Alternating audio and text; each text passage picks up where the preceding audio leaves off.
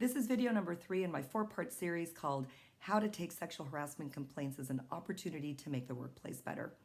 Last week, I introduced you to an investigation that I conducted about a young man, we're going to call him Ashton, who made complaints about an older woman in the workplace, we'll call her Demi, who was giving him some unwanted attention. In the real life case, the wife, Ashton's wife, had actually found a love note from Demi and was very upset about it. And unfortunately, last week's video was about how not to do things because the HR director's initial reaction was to say to Ashton, tell your wife that Demi is ugly and things will be okay. So the bad news is that's how she reacted initially. The good news is she actually recovered and performed a really good investigation. So I'm going to share first some of the things that she uncovered and then extrapolate some learning lessons so that we can all be on the same page about how to conduct a good investigation. So 2 things that were really important. There are tons and tons of other facts in this particular investigation, but I'm going to talk about 2. One was that Ashton was really bothered by, in fact, kind of scared by the fact that because Demi had access to his home address, she had sent him flowers, red roses, in fact, with a very romantic note attached during a short time period that he had been homesick. He had been able to intercept that note before his wife saw it, but it was still quite disturbing to him. He had talked to her about it and she kind of laughed it off, according to him. And the second thing that he shared that I'll talk about today is that Demi actually had a picture of Ashton on her computer as her screensaver.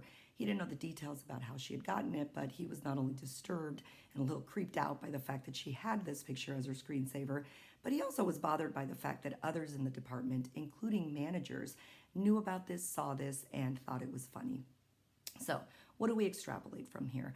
The first thing is that the HR director did the right thing by interviewing Ashton, conducting a really thorough investigation after the initial reaction. She set up a time to meet and learned a couple of things. Number 1, she learned a really detailed list of the behaviors, and there were many, that he objected to. So got details about who, what, when, how, when, etc., about the behavior itself. But then she also got information about following the leads, following the trails. Who do I need to speak with? What documents do I need to look at? And then the next thing she did is indeed follow that trail. So in her interviews, she was able to corroborate that, in fact, Demi did have access to his home address, and this was for business reasons. Part of her job was to have that access, but certainly it was not part of her job to use that information in a way that made somebody uncomfortable. In terms of documents, he was also able to produce the actual note that came with the flowers, and Demi corroborated that, yeah, she had written that note.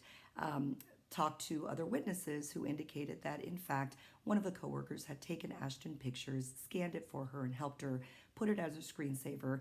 And many of the employees, including managers, said, yeah, we did see it as a screensaver, but we really didn't think it was that big of a deal. So she followed the trail, she talked to the right people, looked at the right documents.